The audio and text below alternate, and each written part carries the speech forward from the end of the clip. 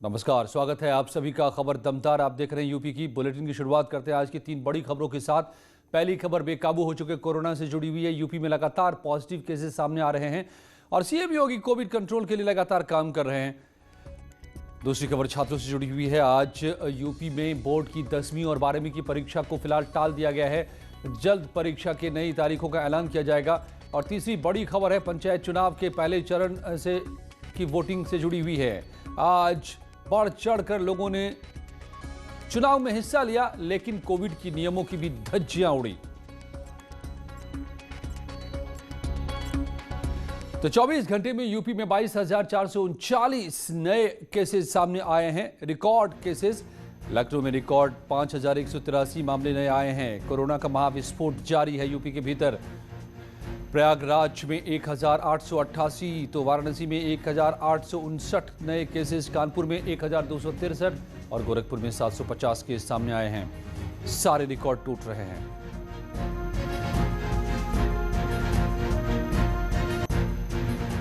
और कोरोना संक्रमण की चपेट में आने के बाद भी मुख्यमंत्री योगी आदित्यनाथ एक्टिव बने हुए हैं। प्रदेश की चिंताओं को देखते हुए सीएम योगी आदित्यनाथ ने टीम 11 के साथ वर्चुअल बैठक की और अधिकारियों को कोरोना के फैलते हुए संक्रमण को रोकने के लिए दिशा निर्देश दिए।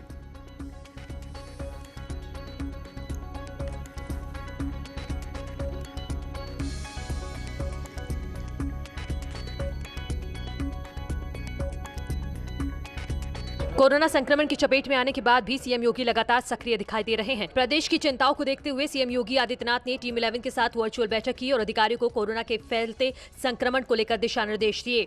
योगी सरकार ने प्रवासी मजदूरों के लिए बड़ा फैसला लिया है। सरकार ने साफ किया है कि यूपी लौटने वाले प्रवासी कामगारों को मजदूरों को क्वारंटीन किया जाएगा। योगी सरकार एक बार फिर से पुरानी व्यवस्था पर लौट रही है। 14 दिन तक क्वारंटीन रहने की व्यवस्था फिर से शुरू हो रही है। बगैर लक्षण वाले 7 दिन तक क्वारंटीन रहेंगे। वहीं लक्षण दिखने वालों को 14 दिन तक क्वारंटीन रखा जाएगा।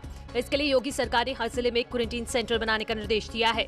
यूपी में 10 जिलों में नाइट कर्फ्यू के वक्त में बदलाव किया गया है। जहां कोरोना के 2000 से ज्यादा केस आए हैं, वहां ये फैसला लिया गया है। इन आदेश के मुताबिक अब यूपी के 10 शहरों में नाइट कर्फ्यू रात 8 बजे से लागू होगा और सुबह 7 बजे तक चलेगा।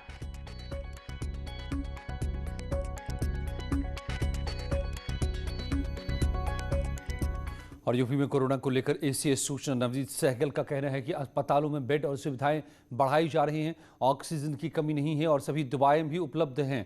कोरोना को लेकर सीएम लगातार समीक्षा कर रहे हैं। सभी जनपदों में बेड की संख्या बढ़ाए जाने के भी उन्होंने निर्देश दिए हैं। बेडों की संख्या में विशेषकर जैसे केजीएमयू और बलरामपुर हॉस्पिटल को पूर्णतः कोविड अस्पताल में परिवर्तित करने के निर्देश दिए हैं। दोनों को अगर कोविड अस्पताल में परिवर्तित हो जाएंगे तो लगभग 2,500 से 3,000 बेड की अतिरिक्त व्यवस्था लखनऊ में हो जाएगी।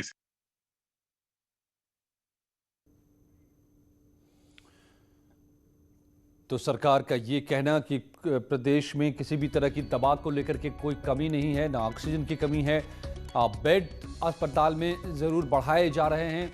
कई अस्पतालों को अधिकृत किया है, कोविड हॉस्पिटल में कन्वर्ट किया जा रहा है। साथ ही आज सख्त निर्देश जारी किया गया है कि अगर कोई भी प्राइवेट हॉस्पिटल कोविड के पेशेंट को एडमिट करने में हीला हवाली दिखाते हैं तो उनके खिलाफ महामारी एक्ट के तहत मुकदमा दर्ज होगा।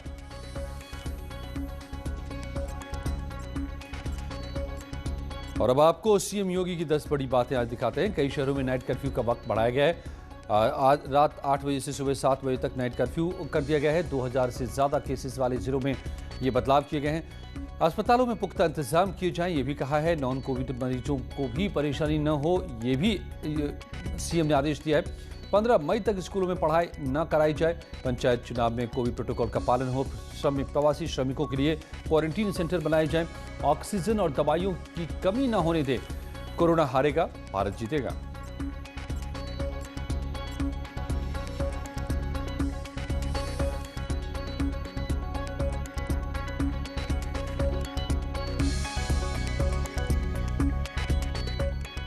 और यूपी में 10 जिलों में नाइट कर्फ्यू के वक्त में बदलाव किया गया है। जहां कोरोना के 2000 से ज्यादा केसेस सामने आए हैं, वहां पर यह फैसला लिया गया है। इस आदेश के मुताबिक अब यूपी के 10 शहरों में नाइट कर्फ्यू रात 8 बजे से लागू होगा और सुबह 7 बजे तक चलेगा। तो 10 जिले हैं लखनऊ, कानपुर, वाराणसी, प्रयागराज, गौतम बुद्ध नगर, मेरठ, गोरखपुर, झांसी, बरेली और बलिया। इन 10 जिलों में जहां पर 2000 से ऊपर पॉजिटिव केस हैं, वहां पर रात्रि 8 बजे से और सुबह 7 बजे तक कर्फ्यू लगेगा। और लखनऊ से बड़ी खबर है कि योगी सरकार ने प्रवासी मजदूरों के लिए बड़ा फैसला लिया है। सरकार ने साफ किया है कि यूपी लौटने वाले प्रवासी कामगारों और मजदूरों को क्वारंटीन किया जाएगा। मतलब साफ है कि योगी सरकार एक बार फिर से पुरानी व्यवस्था पर लौट रही है। 14 दिन तक क्वारंटीन करने की व्यवस्था फिर से शुरू कर दी गई है। बिना लक्षण वाले लोगों को 7 दिनों तक के लिए क्वारंटीन रहना होगा, जबकि लक्षण दिखने पर 24 दिन तक क्वारंटीन में रहना होगा। इसके लिए योगी सरकार ने हर जिले में एक क्वारंटीन सेंटर बनाने के निर्देश दिए हैं।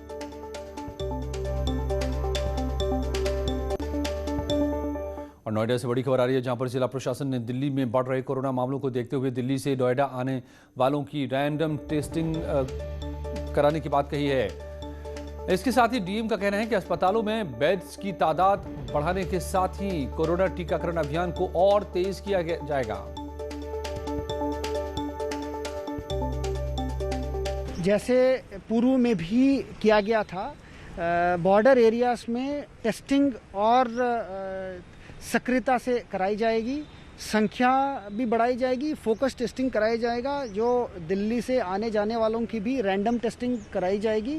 संक्रमण जहां भी फैल रहा है उसको कॉन्टैक्ट ट्रेसिंग और टेस्टिंग के माध्यम से आइडेंटिफाई करते हुए उसको रोकने का पूर्ण प्रयास किया जाएगा।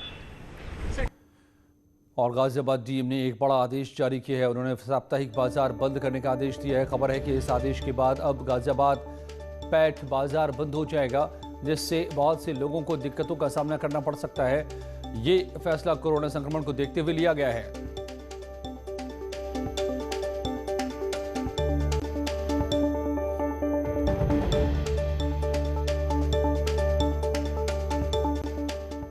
कोरोना को लेकर यूपी सरकार ने बोर्ड परीक्षाओं को लेकर बड़ा फैसला किया है। बोर्ड परीक्षाएं अगले आदेश तक कैंसिल कर दी गई हैं। मई में नई तारीखों पर विचार हो सकता है। इसके साथ ही सरकार ने 15 मई तक 1 से 12 तक के सभी स्कूल बंद करने के आदेश दिए हैं।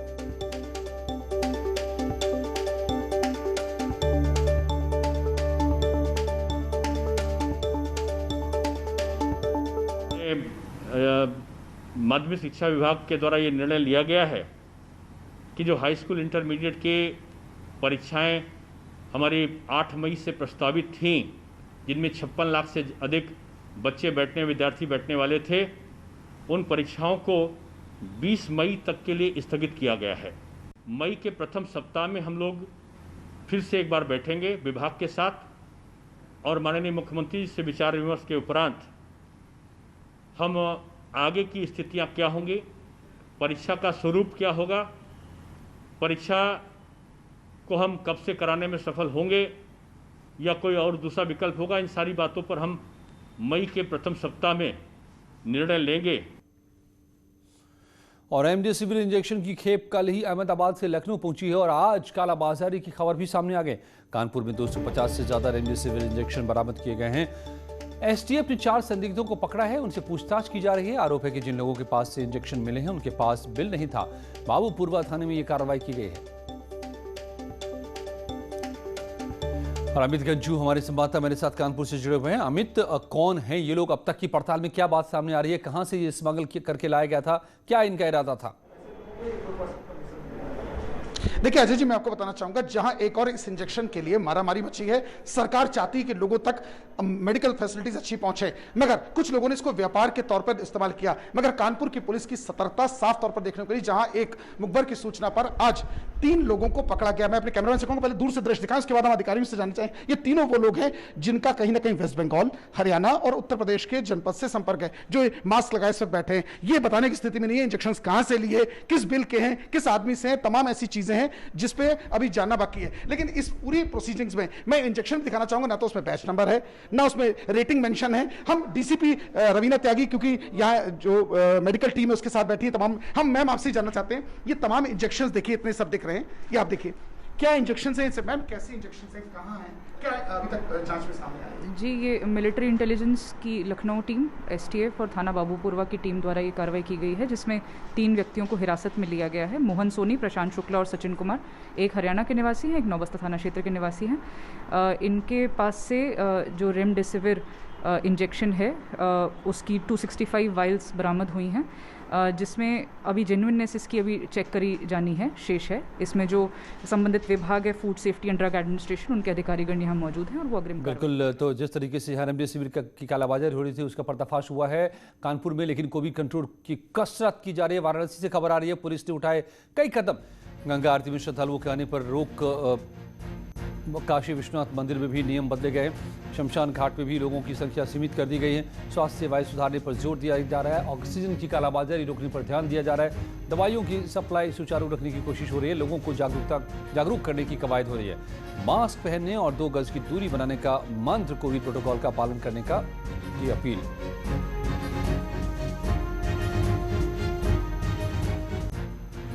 और ये सतीश गणेश, पुलिस कमिश्नर वाराणसी से मेरे साथ जुड़ गए हैं। सतीश जी, बहुत बहुत स्वागत है आपका न्यूज़ 18 पर। कि ये जो कदम तमाम उठाए गए हैं, कब से ये लागू होंगे, किस तरह से इनका पालन होगा? जी नमस्कार। जी नमस्कार, मैं अजय झा बोल रहा हूँ स्टूडियो से। सतीश जी, आपने कई बड़े कदम उठाए हैं कोविड कंट्रोल के लिए, कब से ये लागू होंगे, किस तरीके से? देखिए, सबसे पहले मैं आपके सभी दर्शकों को ये बताना चाहता हूँ, काशी एक ऐतिहासिक और आध्यात्मिक नगरी है और यहाँ पे श्रद्धालु जो है देश से भी और विदेशों से भी आते हैं। तो ऐसे में कोविड के जो सेकंड सर्ज को कंट्रोल करना हम लोगों के लिए एक बहुत ही महत्वपूर्ण कार्य था जी। और इस कार्य में हमने जिला प्रशासन के सभी अंगों के साथ में कोऑर्डिनेशन करते हुए एक 3 pronged स्ट्रैटेजी, यानी कि 13 वार करने के लिए कोविड पे हम लोगों ने तैयारी की है। इस 3 pronged स्ट्रैटेजी के जो की वर्ड्स हैं वो EEE हैं, यानी कि एजुकेट, एनफोर्स और इवैल्यूएट।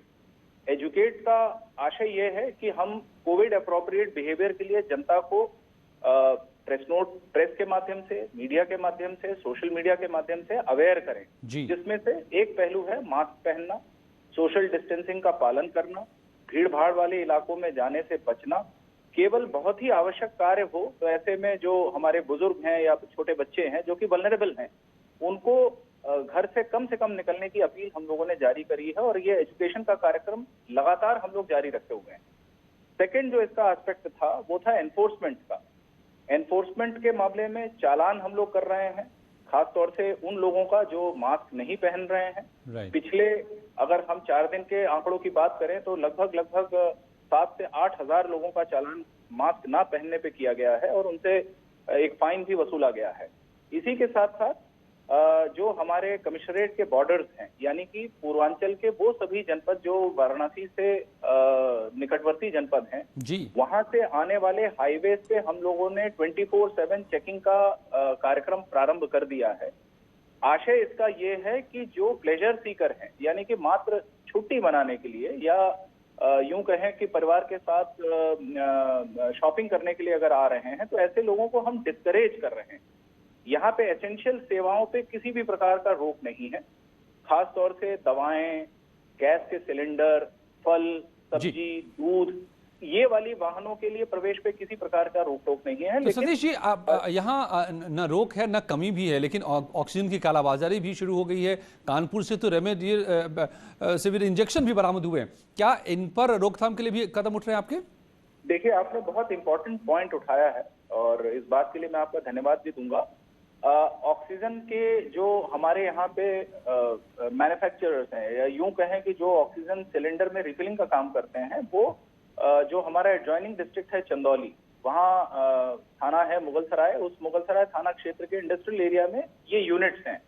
तो एसपी चंदौली के माध्यम से वहां पर पुलिस डिप्लॉय की गई है इन मैन्युफैक्चरिंग यूनिट्स में जी। जो डिविजनल कमिश्नर हमारे दीपक अग्रवाल जी हैं, उनके साथ हम लोगों ने समन्वय स्थापित किया है और ये इंश्योर कर रहे हैं कि जो ऑक्सीजन सिलेंडर्स वहां से निकल रहे हैं, कितनी संख्या में निकल रहे हैं, किस ट्रक से निकल रहे हैं, वो गंतव्य तक पहुंच रहे हैं कि नहीं पहुंच रहे हैं, इसका बाकायदा हम लोग ट्रैकिंग कर रहे हैं, ताकि ऑक्सीजन की सप्लाई या शॉर्ट सप्लाई ना होने पाए।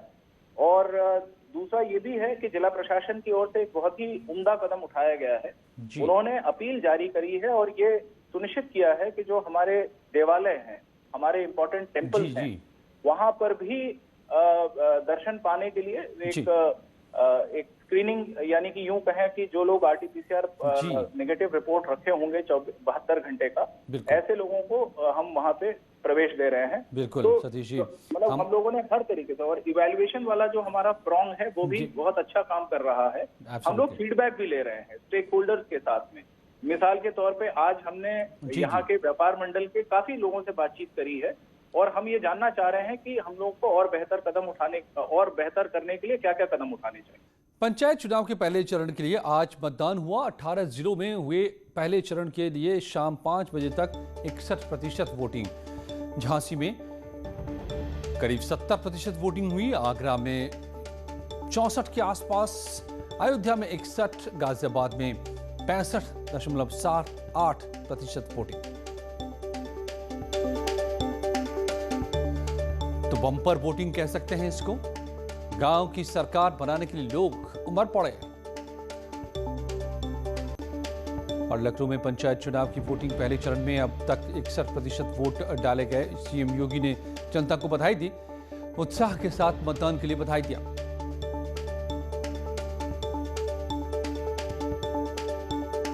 और 18 जिलों में वोट डाले गए आज और काफी तादाद में लोग बाहर निकले। 3,33,000 उम्मीदवारों के भाग्य का फैसला आज लोगों ने किया।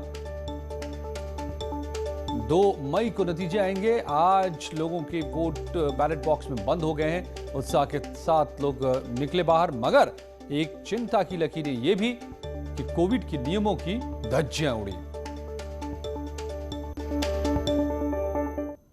और कुछ ही पलों में उत्तराखंड की खबरें।